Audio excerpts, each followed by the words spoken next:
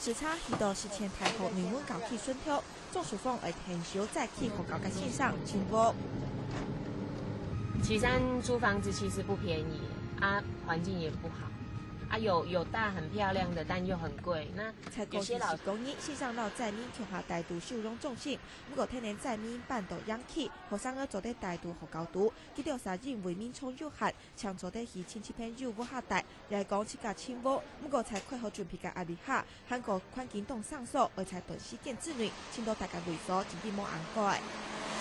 有些老师面拢悠悠啊，都不快乐嘿。很急，因为学校又一团乱，东西又那个，像昨天下午出去找房子，找到一半，又有老师回去签收电脑什么的。